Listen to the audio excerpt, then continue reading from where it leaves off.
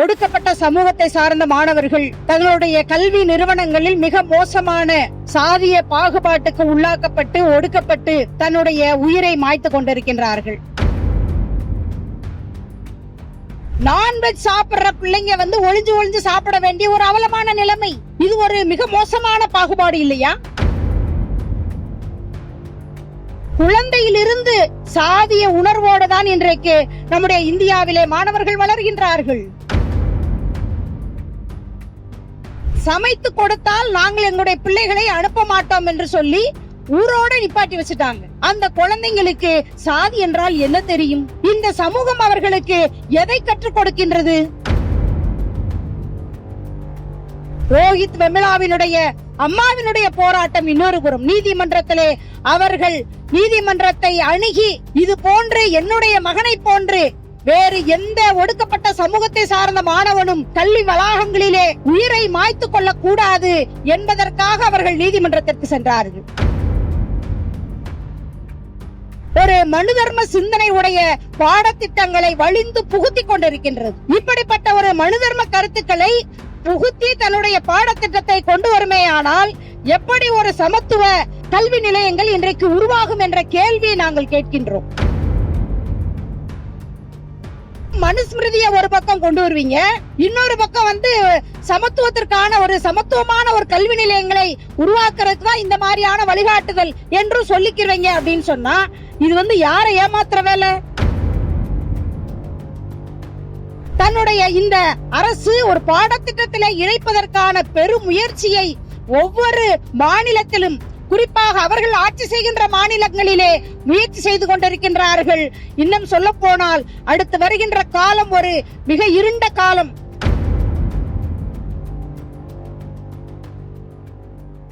ஒடுக்கப்பட்ட சமூகத்தை சார்ந்த மாணவர்கள் தங்களுடைய கல்வி நிறுவனங்களில் மிக மோசமான சாதிய பாகுபாட்டுக்கு உள்ளாக்கப்பட்டு ஒடுக்கப்பட்டு தன்னுடைய உயிரை மாய்த்து கொண்டிருக்கின்றார்கள். சமீபத்திலே ஒரு நூலாசிரியர் இந்தியாவில் இருக்கின்ற பல்கலைக்கழகங்களிலே சாதிய ஒடுக்குமுறையும் அது குறித்த ஆய்வும் என்ற ஒரு நூலை வெளியிட்டிருக்கின்றார். சுகுமாரன் என்ற ஒரு நூலாசிரியர். அவர் தன்னுடைய புத்தகத்தில் குறிப்பிட்டிருக்கின்ற விஷயம் என்ன என்று கேட்டால், IIT, IIM போன்ற உயர்கல்வி நிறுவனங்களில் கிட்டத்தட்ட 35,000த்திற்கும் அதிகமான மாணவர்கள் இது போன்ற சாதிய வன்கொடுமைகளை சந்தித்து அதை வெளிப்படுத்தி இருக்கின்றார்கள் என்ற தன்னுடைய விவரத்தை அந்த நூலிலே குறிப்பிட்டிருக்கின்றார். இது ஒரு நூலாசிரியர் குறிப்பிட்ட விவரமாக இருக்கலாம். ஆனால் இந்தியாவில இருக்கின்ற மனிதவள மேம்பாட்டுத்துறை அமைச்சகம் ஒரு விவரத்தை வெளியிட்டு இருக்கின்றது. அதாவது 2018 2023 வரை IIT, IIM போன்ற நிறுவனங்களிலே பயில்கின்ற மாணவர்கள் கிட்டத்தட்ட ஒரு 5 ஆண்டு காலங்களில் 19,000 பேர் தன்னுடைய படிப்பை இடையிலே நிறுத்தி அவங்க வீட்டுக்கு சென்றிருக்கின்றார்கள். துவக்கோரை ஆற்றிய அருமை தோழர் சாமுவேல் ராஜ் அவர்கள் இங்கு குறிப்பிட்டார்கள். இந்த மாதிரி அதாவது நம்ம பள்ளிக்கூடங்கள்ல 1ஆம் கிளாஸ் 2ஆம் கிளாஸ் போய் சேரும் போது 5ஆம் கிளாஸ்ல டிராப் அவுட் ஆகிற குழந்தைகள் எல்லாம் கணக்கெடுத்து அரசாங்கம் போய் அவங்க எல்லாம் சேர்க்கிற வேலையை பாக்குறாங்க. ஆனா இன்னைக்கு இப்படிப்பட்ட உயர்கல்வி நிறுவனங்களிலே IIT, IIM போன்ற உயர்கல்வி நிறுவனங்கள்ல அதெல்லாம் சீட்டு கிடைக்கிறது எவ்வளவு பெரிய கனவு. அதுல போய் படிக்கணும்னு எவ்வளவு பெரிய கனவோடு ஒரு பட்டியல் சமூக மாணவன் அங்கு போய் சேர்ந்து தன்னுடைய படிப்பை துவங்கி இருப்பார். ஆனால் அப்படி ஒரு 5 ஆண்டு காலங்களில் கிட்டத்தட்ட 19,000 பேர் இடைவிலகல் என்பது இந்த IIT, IIM போன்ற உயர்கல்வி நிறுவனங்களிலே நடந்திருக்கின்றது. இது ஏதோ இந்திய மாணவர் சங்கமோ தமிழ்நாடு தீண்டாமை ஒழிப்பு முன்னணியோ சொல்லுகின்ற புள்ளி விவரம் கிடையாது. மத்திய அரசாங்கத்தினுடைய மனிதவள மேம்பாட்டு அமைச்சகம் வெளியிட்ட விவரம். அது நாடாளுமன்றத்தில் இந்த விவரத்தை சமர்ப்பித்திருக்கின்றது. உச்ச நீதிமன்றத்தில் இந்த விவரத்தை சமர்ப்பித்திருக்கின்றது. அது மட்டுமல்ல, கடந்த 5 ஆண்டு காலங்களில் இது போன்ற பாகுபாடுகள் உயர்கல்வி நிறுவனங்களிலே சாதிய பாகுபாடுகளின் காரணமாக புகார்கள் வந்திருக்கின்றது. கடந்த 5 ஆண்டு காலங்களில் 118% உயர்ந்திருக்கின்றது என்ற விபரத்தையும் அது வெளியிட்டிருக்கின்றது. அப்ப அரசாங்கமே ஏற்றுக்கொண்ட விஷயம்தான். இவ்வளவு மோசமான சாதிய வன்கொடுமைகள் பாகுபாடுகள் தோழர் சம்சீர் அவர்கள் குறிப்பிட்டார்கள். அதாவது ஹாஸ்டல்ல நான்வெஜ் சாப்பிடுற பிள்ளைங்க ஒளிஞ்சு ஒளிஞ்சு சாப்பிட வேண்டிய ஒரு அவலமான நிலைமை. இது ஒரு மிக மோசமான பாகுபாடு இல்லையா? ஒடுக்கப்பட்ட சமூகத்தை சார்ந்த மாணவர்கள் PhD போய் ஜாயின் பண்ணா அந்த ஒரு PhD கிடைக்கிறது அப்படிங்கிறது ஒரு மிகப்பெரிய கனவு. எப்ப அந்த PhD முடிச்சிட்டு PhD ஸ்காலராக வெளியே வருவோன்ற கனவோட போயிருப்பாங்க. அப்படி போகின்ற மாணவர்களுக்கு கைட ஒதுக்குறது கிடையாது. கிடைச்சு காலேஜ்ல போய் சேர்றதுதான். அது ஒடுக்கப்பட்ட சமூக மாணவன் என்று தெரிந்தால் கைட ஒதுக்குறதுல அவ்வளவு தாமதம். எண்ணற்ற சாதிய பாகுபாடுகள். அதாவது இந்த UGC-னுடைய வழிகாட்டுதலே கூட பாகுபாடு என்று சொன்னால் என்ன என்ற விளக்கம் கூட சரியாக இல்லை. அத தமிழ்நாடு தீண்டாமை ஒழிப்பு முன்னணி எங்களுடைய அறிக்கையிலே நாங்கள் கொடுத்திருக்கின்றோம். மிக மோசமான சாதிய பாகுபாடுகள் இன்னும் சொல்ல போனால் பள்ளிக்கூடங்களிலே இருந்து கூட துவங்குகிறது. அநேகமாக நமக்கெல்லாம் தெரியும், திருநெல்வேலி மாவட்டத்திலே சின்னத்துறை என்ற ஒரு மாணவன் மிக கடுமையான தாக்குதலுக்கு உள்ளாக்கப்படும் போது அங்கு தமிழக அரசு தலையிட்டது. உடனடியாக அவனுடைய உயர் சிகிச்சையை பொறுப்பேற்றது. அது மட்டுமல்ல, அவருடைய மேல் படிப்பையும் அரசாங்கமே பொறுப்பேற்றுக் கொண்டது. இது போன்று எண்ணற்ற பள்ளிக்கூட மாணவர்கள், அதாவது LKG படிக்கிற குழந்தையிலிருந்து சாதிய உணர்வோடு தான் இன்றைக்கு நம்முடைய இந்தியாவிலே மாணவர்கள் வளர்கின்றார்கள். நம்ம திருப்பூர் மாவட்டத்துல அங்கன்வாடியில ஒரு தலித் சமையலர் சமைத்து கொடுத்தால் நாங்கள் எங்களுடைய பிள்ளைகளை அனுப்ப மாட்டோம் என்று சொல்லி ஊரோட நிப்பாட்டி வச்சுட்டாங்க. அந்த குழந்தைங்களுக்கு சாதி என்றால் என்ன தெரியும்? இந்த சமூகம் அவர்களுக்கு எதை கற்றுக் கொடுக்கின்றது? அப்படி அதாவது அங்கன்வாடியில் துவங்கி IIT வரை இந்த சாதிய ஆதிக்க உணர்வு என்பது நம்முடைய சமூகத்திலே ஊட்டி வளர்க்கப்படுகின்றார்கள் இந்த மாணவர்கள். இதை நாம் சரி செய்ய வேண்டும் என்பதற்காகத்தான் தொடர் போராட்டங்களை இந்திய மாணவர் சங்கமும், தமிழ்நாடு முற்போக்கு எழுத்தாளர்கள் கலைஞர் சங்கமும், தமிழ்நாடு தீண்டாமை ஒழிப்பு முன்னணியும் இந்த போராட்டத்தை தொடர்ந்து முன்னெடுக்கின்றோம். கடந்த 2023ஆம் ஆண்டு இதே IIT மாணவர்கள் கலந்து கொண்ட தோழர் தேவன் அவர்கள் இங்கு அமர்ந்திருக்கின்றார்.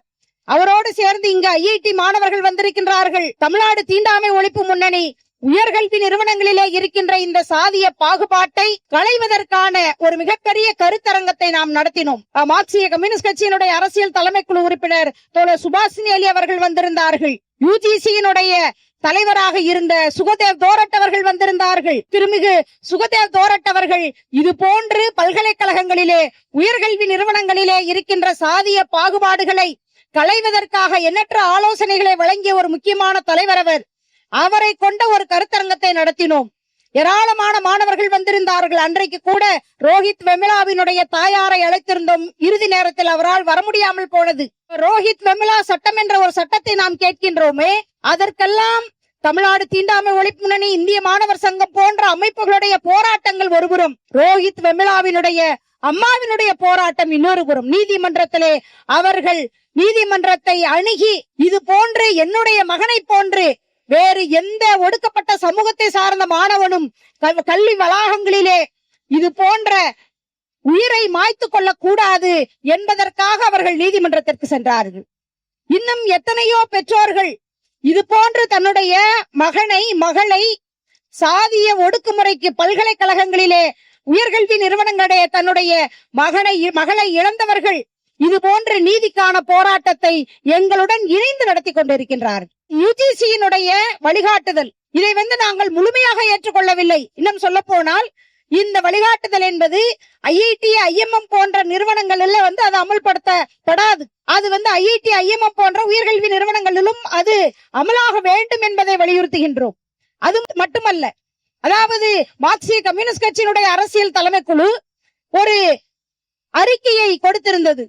இந்த உச்சநீதிமன்றம் தடை விதித்த உடனேயே, அதாவது ஒண்ணு நீங்க சாதிய பாகுபாடுகள் அற்ற இது போன்ற ஒடுக்குமுறைகள் அற்ற ஒரு சமத்துவ கல்வி நிலையங்களை கொண்டு வர வேண்டும், நிறுவ வேண்டும் என்பதற்காக இது போன்ற வழிகாட்டுதலை நீங்கள் கொடுத்தாலும் கூட, ஒரு புறம் இந்த மாதிரியான வழிகாட்டுதலை கொடுத்து விட்டு இன்னொரு புறம் பார்த்தீங்க அப்படின்னு சொன்னா, கல்வி நிலையங்களில் இன்றைக்கு இருக்கின்ற இந்த BJP அரசு ஒரு மனு தர்ம சிந்தனை உடைய பாடத்திட்டங்களை வலிந்து புகுத்தி கொண்டிருக்கின்றது. இப்படிப்பட்ட ஒரு மனு தர்ம கருத்துக்களை புகுத்தி தன்னுடைய பாடத்திட்டத்தை கொண்டு வருமேயானால் எப்படி ஒரு சமத்துவ கல்வி நிலையங்கள் இன்றைக்கு உருவாகும் என்ற கேள்வியை நாங்கள் கேட்கின்றோம். அதாவது 2020 மத்திய பிரதேசத்துல என்ஜினியரிங் காலேஜ்ல அவங்க கொண்டு வந்த பாடத்திட்டத்தில் மகாபாரதம், ராமாயணம், மனுஸ்மிருதி இது மூன்றும் என்ஜினியரிங் காலேஜ்ல ஒரு சிலபஸாக இணைக்கப்பட்டது. நீங்க மனுஸ்மிருதிய ஒரு பக்கம் கொண்டு வருவீங்க,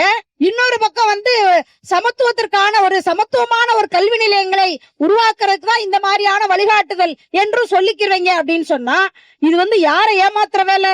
இன்னும் பல உதாரணங்களை எங்களால் சொல்ல முடியும். அதாவது நம்முடைய கல்வி அமைச்சர் தர்மேந்திர பிரதான் டெல்லி லா யூனிவர்சிட்டியில பேசும்போது அவர் வந்து ஒரு முக்கியமான விஷயத்தை குறிப்பிட்டார். இந்த தேசத்தில் நம்முடைய கலாச்சாரம் பண்பாடு பாதுகாக்கப்பட வேண்டும் என்று சொன்னால் மனுஸ்மிருதி பல்கலைக்கழகங்களிலே பாடத்திட்டத்தில் ஒரு பகுதியாக சேர்க்கப்பட வேண்டும் என்று சொல்லி அவர் வந்து ஒரு லா யூனிவர்சிட்டியிலே போய் பேசியிருக்கிறார். அங்கு இந்திய மாணவர் சங்கம் உள்ளிட்ட பல்வேறு அமைப்புகள் கடுமையான எதிர்ப்பை தெரிவித்து கொந்தளித்ததற்கு பின்பு அதற்கு பின்னால் அந்த பேச்சு என்பது கொஞ்சம் கொஞ்சமாக அடங்கியது. ஆனாலும் கூட அவர்கள் சாதாரணமான ஆட்கள் கிடையாது.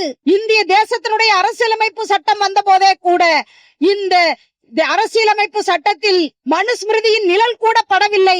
எனவே அதை ஏற்றுக்கொள்ள மாட்டோம் என்று சொன்னவர்கள் தானே இன்றைக்கு ஆட்சியில் அமர்ந்திருக்கின்றார்கள். எனவே இந்த மனுஸ்மிருதியை தன்னுடைய இந்த அரசு ஒரு பாடத்திட்டத்திலே இணைப்பதற்கான பெரும் முயற்சியை ஒவ்வொரு மாநிலத்திலும் குறிப்பாக அவர்கள் ஆட்சி செய்கின்ற மாநிலங்களிலே முயற்சி செய்து கொண்டிருக்கின்றார்கள். இன்னும் சொல்ல போனால் அடுத்து வருகின்ற காலம் ஒரு மிக இருண்ட காலம். அடுத்து வருகின்ற இந்த இருண்ட காலத்திலே இப்படிப்பட்ட ஒரு சாதிய பாகுபாடு மிக்க இந்த சமூகத்தை நாம் தூக்கி எறிய வேண்டும் என்று சொன்னால் நாம் இந்த போராட்டத்தை தொடர்ந்து முன்னெடுக்க வேண்டி இருக்கின்றது. மிக சிறப்பான முறையிலே இந்திய மாணவர் சங்கம் இதற்கான போராட்டத்தை முன்னெடுக்கின்ற அமைப்பு. அதே போன்று பண்பாட்டு ரீதியாக கலாச்சார ரீதியாக ஒரு சிறப்பான போராட்டத்தை முன்னெடுக்கின்ற தமிழ்நாடு முற்போக்கு எழுத்தாளர் சங்கம். அதே போல களத்திலே தீண்டாமை கொடுமைகள் எங்கெங்கு நடக்கின்றதோ அங்கெல்லாம் சென்று தீண்டாமை கொடுமைகளுக்கு எதிராக ஒரு சமத்துவ சமூகத்தை நிலவுவதற்காக தொடர்ந்து போராடி கொண்டிருக்கிற தமிழ்நாடு தீண்டாமை ஒழிப்பு முன்னணி. இந்த 3 அமைப்புகளும் இன்றைக்கு ஒருங்கிணைந்திருப்பது என்பது ஒரு மிகப்பெரிய சக்தியாக அது மாறி இருக்கின்றது. நிச்சயமாக ஒரு சமத்துவ சமூகத்தை நாம் கொண்டு வருவோம். சமத்துவமான கல்வி நிலையங்களை நாம் கொண்டு வருவோம். அதற்கான போராட்டத்தை நாம் தொடர்வோம் என்பதை இந்த நேரத்தில் தெரிவித்துக் கொண்டு வாய்ப்பளித்த அனைவருக்கும் நன்றி கூறி நிறைவு செய்கிறேன். நன்றி, வணக்கம்.